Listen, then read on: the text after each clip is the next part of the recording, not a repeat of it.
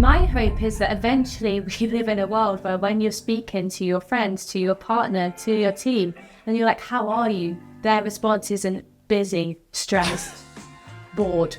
I really feel like we have such a huge societal issue here, and it's backed up by the numbers. But then when you look at things like stress, anxiety, sleep disorders, lack of engagement, presenteeism, since 2018, workplace sickness in the UK has increased by £30 billion.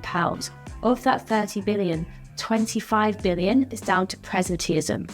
My hope is actually by having something like HumanOS, how will we actually encourage individuals to start taking ownership of their health, ownership of their performance? How are we bridging that gap between the employee, the employer, getting everyone to understand they are in this together, bringing them together, shooting for those North Stars. And so we actually start to create workplace cultures where people are thriving once again, where organizations are being innovative and creative, and it's not at the detriment of people's well-being.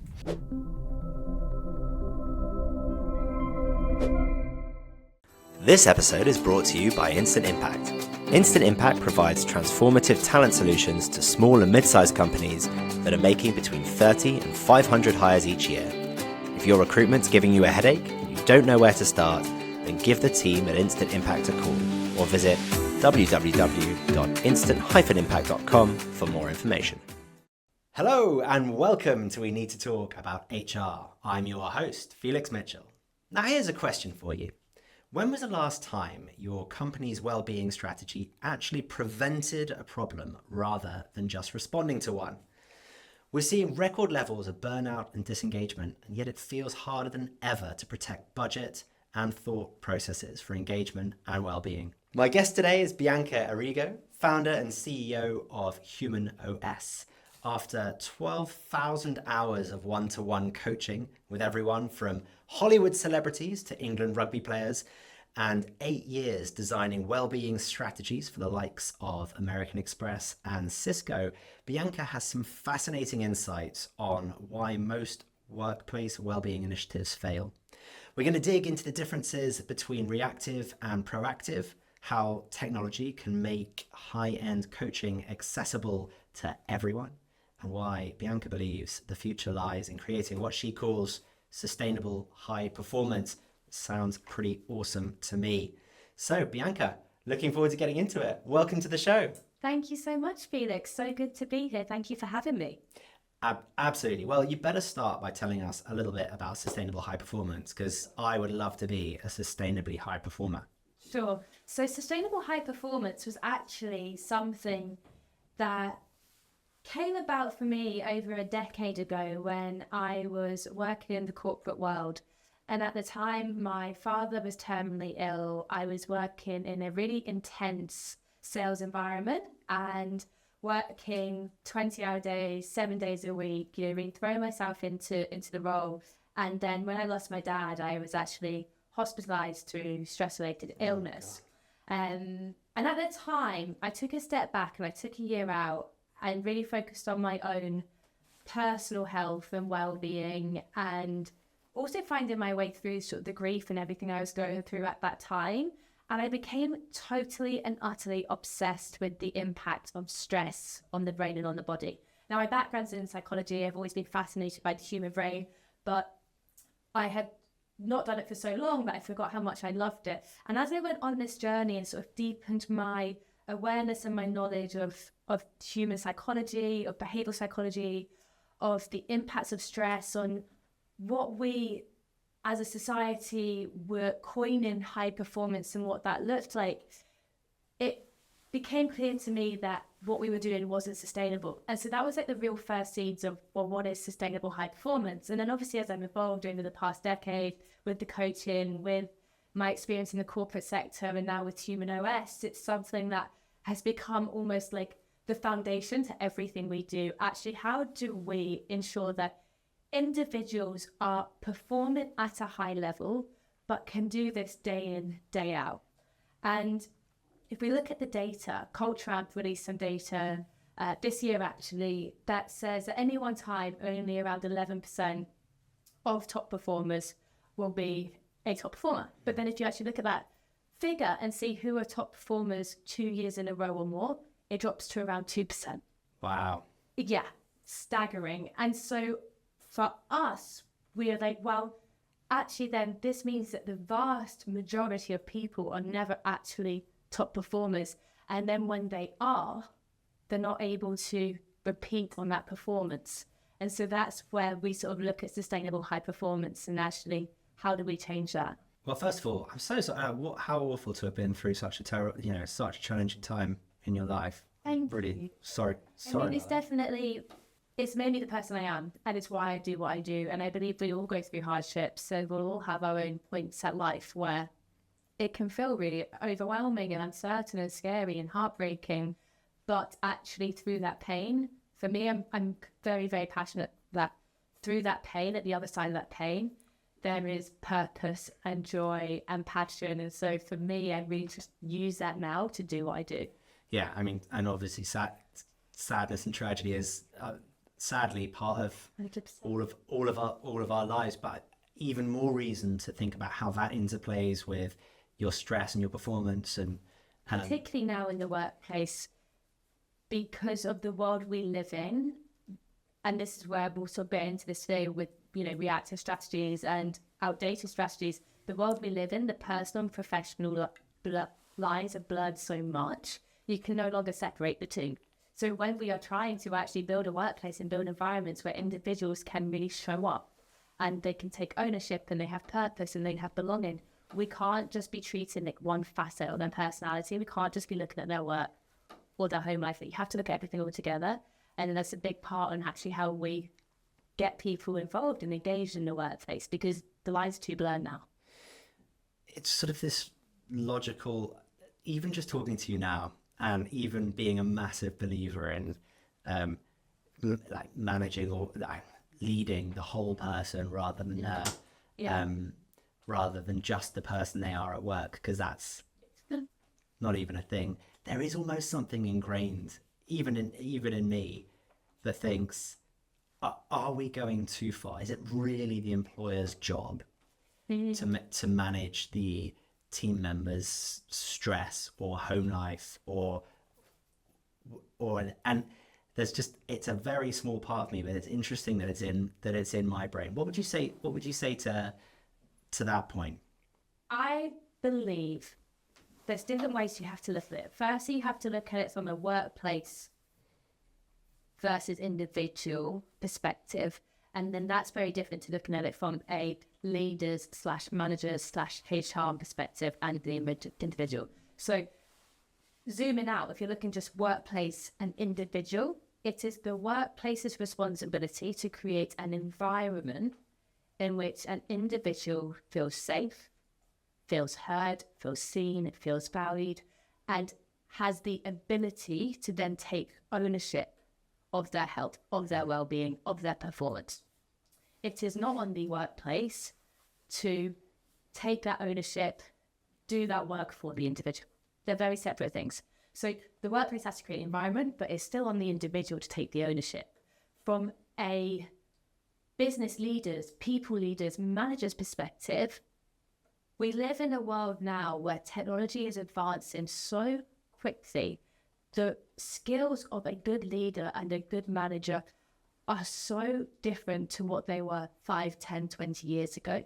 And actually this archaic perception of a good leader, a good manager being someone that is a robot, that is responsible just purely for numbers and strategy of business outcomes, it is outdated. And if you are relying on that, you are never going to get the best from your people. So although it's not your responsibility as a leader to take their stress for them, it's your responsibility to be able to communicate and support that person so that they can then understand they are safe to be able to deal with that stress effectively. It's really interesting because this point on at what point, like in history, a manager became more about the numbers and had less of a relationship. Because you think back to the sort of archetypal 1950s employee-employer relationship. You know, you'd be expected to invite your boss around for dinner, and your boss would, invite you into their home And I wonder at what point it did become this sort of, well, it's all about their performance, leave your home life at the door, because, and then it's obviously now being quickly reversed the other way. It's changed so much though, because most workplaces now are still set up from a very industrial perspective, where the systems and the mechanisms they have in place as an organization is purely to drive as much productivity as they can and produce as much output as possible. But we now know that that isn't a determinator of how successful a business is going to be. It's not enough just to produce, but you have to be innovating, you have to be disrupting, you have to be creative. And so we've had these systems in place that purely rely on how do we get the most output from people. And that's why it sort of moved from this relational approach to this very much numbers-driven approach to society. But now with the shift and everything that's going on with technology, we don't necessarily just happen to have that hardcore output. We have to have everything we just alluded to. And so there's that shift coming back now to actually how are we creating connections? How are we ensuring that our people are communicating effectively? How are we dealing with conflict effectively? And the human-based skills are becoming so transformative to the organizations that are doing the best. Right, so let's move on to what we can do. Yeah. What good looks like. Presumably a proactive, a business that's really proactive with its wellness and belonging engagement strategies. It's sort of, I would imagine, relatively complex. If you were setting up a, I don't know, mid-sized company from scratch, you can build all of these processes that you want. What are the key things that you should be thinking about? It's a big question. Yeah, that's why we're here. So if I was a mid-sized company, or any size really, firstly, it's about actually understanding your people. What is your baseline? What are you working from? Because if you don't actually understand what is going on in your organization and where your bottlenecks are, where your opportunities are, it doesn't really matter what you do, because you're not going to be making the correct strategic decisions. Much like individuals with our health, we now know a one-size-fits-all approach is not the correct approach. What you should have for breakfast, lunch and dinner is very different to what I should have. How many hours sleep you need and how you get good quality sleep is going to be different to me. How you exercise is different to how I exercise. What helps you manage your stress is different to what helps me manage my stress. So it's exactly the same in the workplace. It can't be a one-size-fits-all. So my advice to companies is like, number one, understand your baseline. If you do not know how to get that information, get external support so you really actually know what you're playing with. Then it's a case of how do you become proactive about this? How are you trialing strategies, not one-off interventions? Because one-off interventions are very much just like putting a plaster over the cut. It won't actually fix what has resulted in that cut in the first place. So what strategies are you looking at? And again, this is going to depend on your people, your culture, your goals, your challenges. And then it becomes a case of how are you measuring this? So in the UK, only 53% of companies have standalone wellbeing strategies.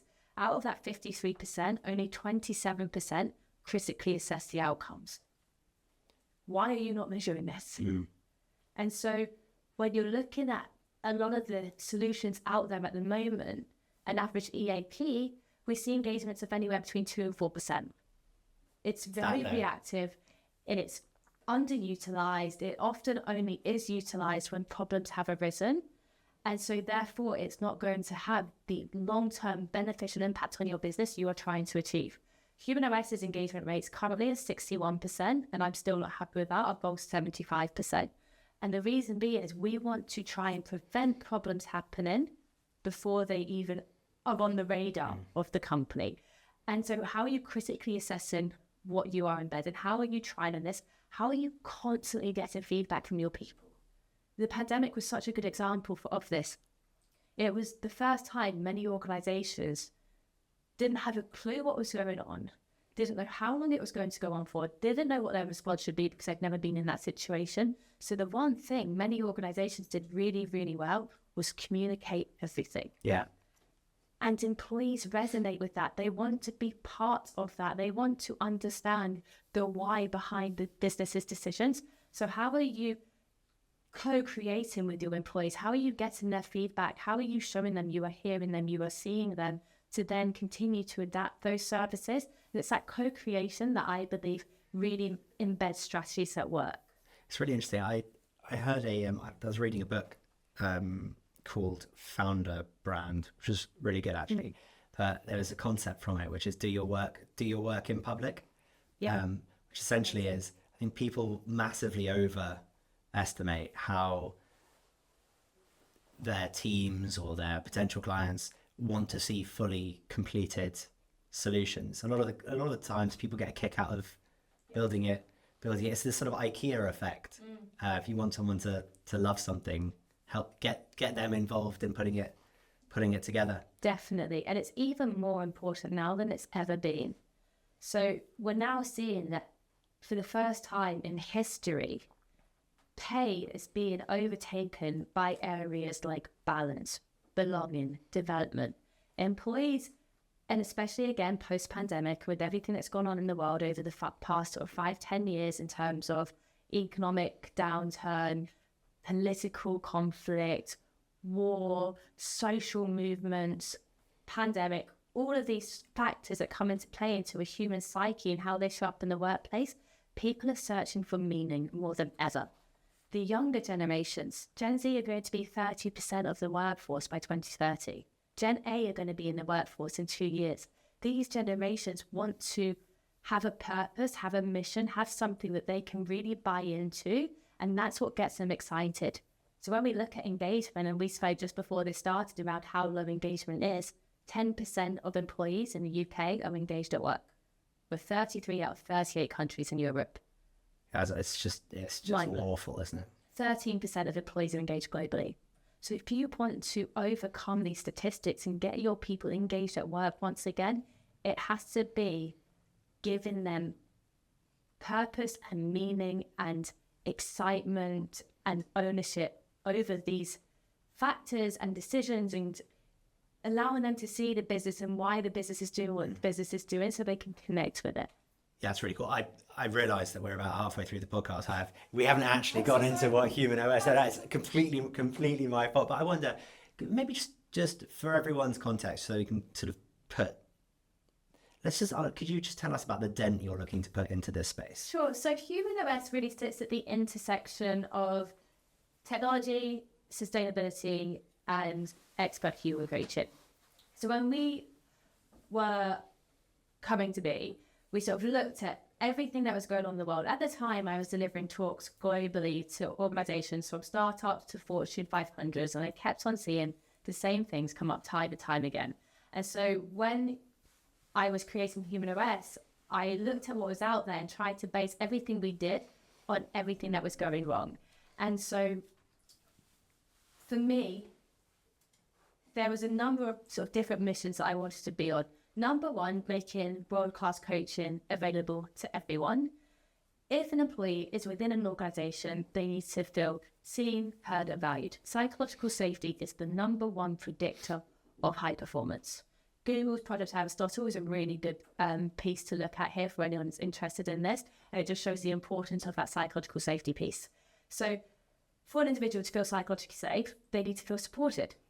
And so that was a massive thing for us, is why are we only giving the people at the top access to the support they need to do their jobs, when actually it's not really the people at the top that are pushing the needle on the direction of the business. So that was one big thing for us. And then on the other side, and why we spent so much money and time investing into our technology and our data, was we need to take out the guesswork from wellbeing. We need to be able to provide organizations with their data in an anonymous manner so they can actually understand what is going on in my organization, how much money is that costing me, and how do I put in preventative, strategic policies and practices and whatever it might be into the workplace in order to either address these bottlenecks or to actually take us from good to great. And that really is sort of where we fit ourselves. That sounds awesome. I'm in. So, could you, I really want to get into the technology. Let me just clarify on the coaching side of things. So is that a technology-led coaching piece that you're doing, or is it the sort of old school one-on-one professional coaching? We do a blend. So we really believe in using technology to scale and optimize the journey, but we also really believe that if an individual is going through a really big challenge or has a really exciting goal, because we're not just about the downside, which is what we see a lot of conventional well-being providers focusing on. So your grief, your stress, your burnout, your anxiety, all important things that we absolutely need to address and support. But we also want to focus on how do we push that needle from good to great? How do we give people the support they need to get that promotion, to understand their self-worth, to be able to communicate more effectively, to be able to handle conflict, to be able to perform well under pressure. And so at the sort of bottom of our funnel, if you will, is always one-to-one where it's needed. So we use a technology to do the masterclasses, the micro content, the one-to-many coaching, but then actually for those individuals that have that challenge or have that goal, they can get that one-to-one human support when they need it. And I just believe that right now, especially when we're looking at the rates of loneliness, and 18 to 24-year-olds are 3 times more lonely than over 65. We're seeing this huge, terrifying, and loneliness in the workplace. And particularly now, if you then factor in remote work and this sort of new hybrid way of working we're looking at, loneliness is a huge thing. And so we never want to completely replace that human element and that human connection for humans that need it. That's interesting. I cannot believe that young people, so 18 to 24, you said, are 3 times more lonely than over 65. Yeah. Holy moly. Well, that's another conversation for another day. Yeah, I hope that's all fixed by the time my kids are I know. a little old. I'm sure it will be. AI will fix everything. So speaking of AI, because nice segue in there, where does the technology fit in? So we've built a platform. If you think about it like a funnel approach, what we do is employees can go on there and they can do things like track their mood, their energy, their sleep, their stress. We've gamified this experience. They win financial rewards each month.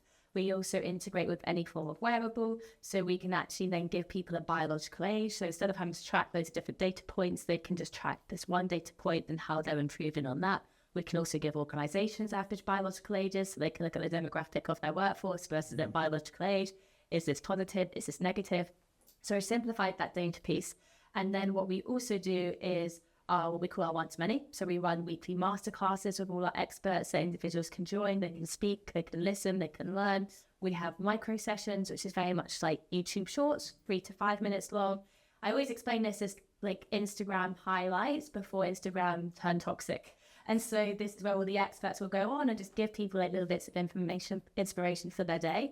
And then our coaches sit in the platform as well. We use our machine learning and our AI to make that job for the human coach more scalable. So to take away a lot of the headache, a lot of parts of the coaching journey that would take a human a lot of time, we give that to technology. Mm-hmm. So then it allows one human coach to coach up to about 300 people at any one time via our sort of chat function. And then below that, we have our one-to-one human coaching as well. Because we collect so much data, we anonymize all that data, and then we build it into monthly reports for our customers where they get an average, we call it monthly pulse. And so this sort of just eliminates the need for like surveys and that biased feedback they may be getting, because we're actually collecting, particularly with the wearable data, you can't lie about that. So we can then take that and correlate sort of HRV, stress, sleep, and we give them an average of their energy, their mood, their stress. They can see an overview of where their people are engaged in, and then they can build more preventative strategies based on that data they receive each month. Wow. And what's the end point here? So right at the beginning, we were speaking about sustainable high performance. So obviously you're getting all this data. You've got all of these amazing resources that you can point your team members towards. What's the hope? How are you hoping your clients will then move to this world of sustainable high performance? My hope is that eventually we live in a world where when you're speaking to your friends, to your partner, to your team, and you're like, how are you? Their response isn't busy, stressed, bored. I really feel that we have such a huge societal issue here, and it's backed up by the numbers. But then when you look at things like stress, anxiety, sleep disorders, lack of engagement, presenteeism, since 2018, workplace sickness in the UK has increased by £30 billion. Of that 30 billion, 25 billion is down to presenteeism. Only 5 billion is actual absenteeism. So my hope is actually by having something like HumanOS, how will we actually encourage individuals to start taking ownership of their health, ownership of their performance? How will we vision that gap between the employee, the employer, getting everyone to understand they are in this together, bringing them together, shooting for those North Stars. And so we actually start to create workplace cultures where people are thriving once again, where organizations are being innovative and creative, and it's not at the detriment of people's well-being. Organizations then, because it's interesting. I think one of the things I always come back to is that you have leaders who have been through burnout, have pushed themselves too hard and haven't taken their holiday and haven't looked after their health and done X, Y, and Z, and then create cultures where everyone's sort of following suit. Unique. I think when we were starting Instant Impact, sort of 14 years. No, I mean it was 14 years ago, but I think this happened 2 years after that. There was one of the interns at one of the big banks tragically took his own life in the office. And we were talking then about workplace culture and presenteeism and work, just following in that sort of I guess the footsteps of your manager who was the last to leave and first to arrive in the morning. It doesn't feel like much has changed. Is the data enough to start the conversation and change the sort of paradigms of working? No, you absolutely have to have leadership buy-in. You have to have role modeling, and contradiction erodes trust. So if you are saying, we really care about your mental health, we really care about your work-life balance, term I don't even agree with, by the way. I always say work-life integration because balance just doesn't exist. But if you're saying to your people that we really care about these things, and then you're slacking them at 11 p.m. or you're messaging them when they're on holiday saying this project really needs to be done. Or you're emailing when you're on holiday. Exactly. It is never going to work. And I'm absolutely not about wrapping people in cotton wool. I'm not about encouraging people to never make sacrifices. I'm not about the path of least resistance, but I am about how do we ensure that our people can take the path less trodden? How can we ensure that our people can perform well under stress? How can we ensure these cultures of sustainable high performance in a way that we know when the poo does hit the fan, our people can deal with it? And so that's where that sort of line has to be drawn. And so how are we encouraging our managers and our leaders to role model those behaviors of which, yes, we will have to work hard. Yes, there'll be late nights, early morning sacrifices, but I am also doing X, Y, and Z to ensure I have the energy that I can keep showing up in this way. And they're the parts that aren't as highlighted as much of and that even like the vulnerability piece, and actually having a manager or a leader who says, like, I struggle sometimes and I struggle with this, or I find this hard. It's so powerful when people hear that because they connect with it, they resonate it. People want leaders who are human. And again, particularly the new generations coming through, the top talent, this is more important to them than ever. So organizations that don't understand this are going to struggle, and it's going to become more and more of a challenge. We're already seeing it with this management gap. The majority of Gen Z don't want to be managers. They're overworked, they're underpaid, it's not worth the stress. I'm finishing at 5 p.m. See you later, thanks very much. And so organizations are going to have this real challenge here to find the right talent to step into these new roles because they don't understand what motivates them anymore.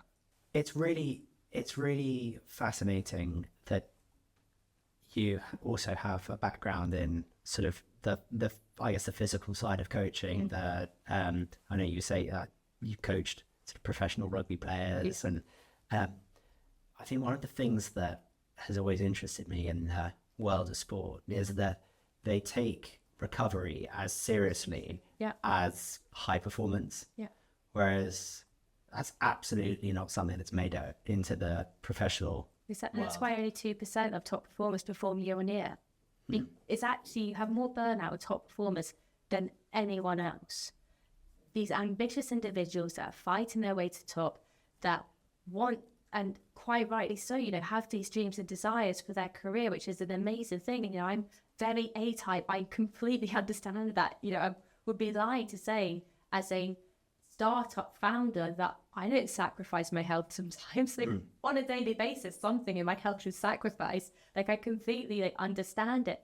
But it's why top performers performing year on year is so low, because we've got this recovery piece really long.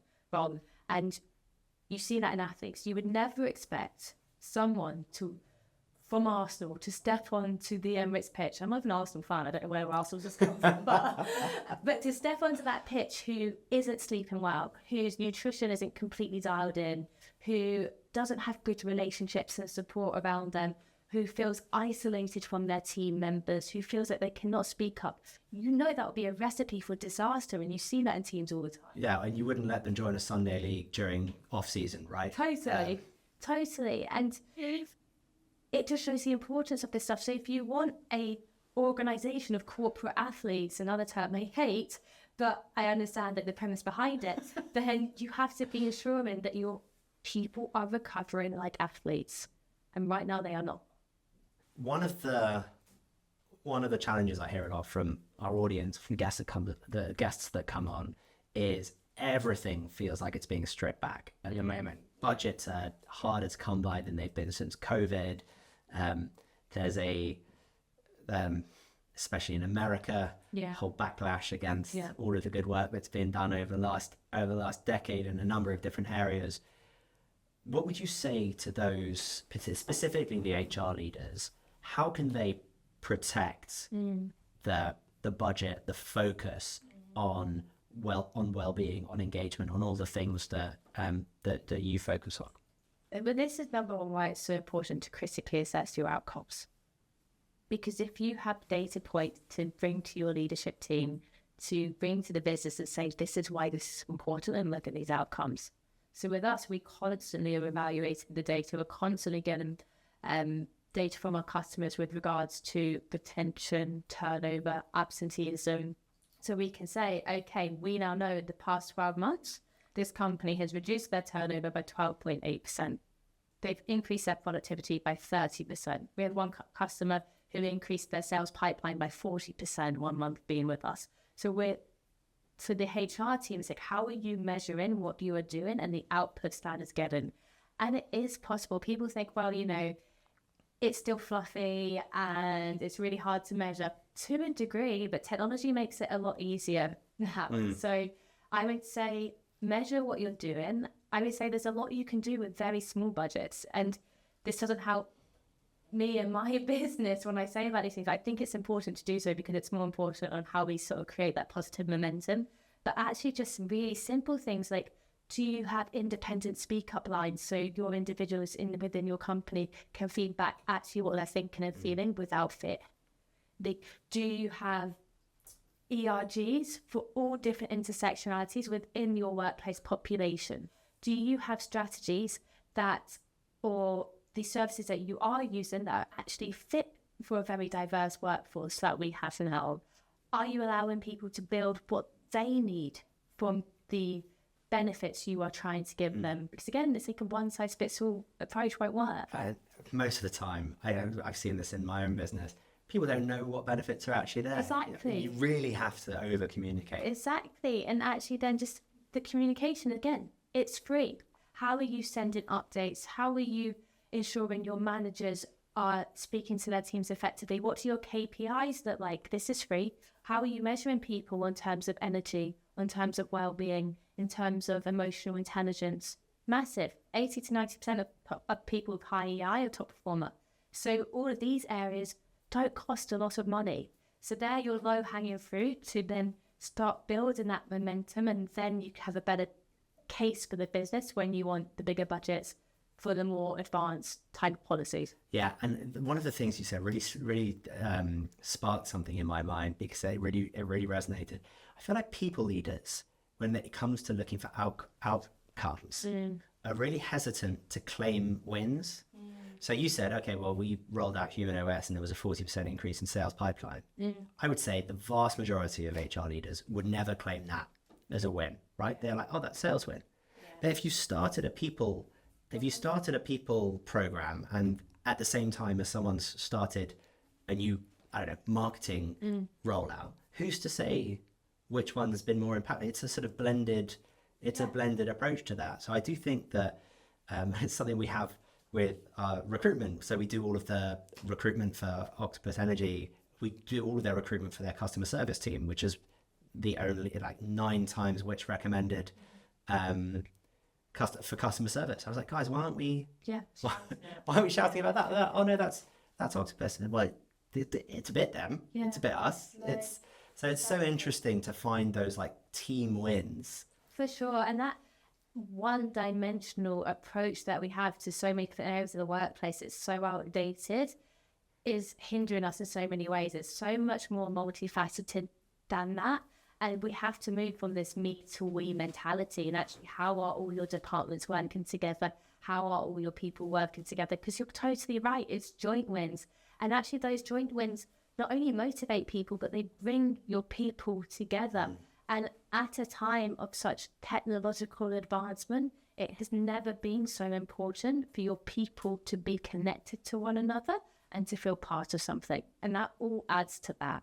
Well, I can't think of a better note to end the podcast on. Bianca, thank you so much for coming on. It's been my pleasure. Thank you for having me.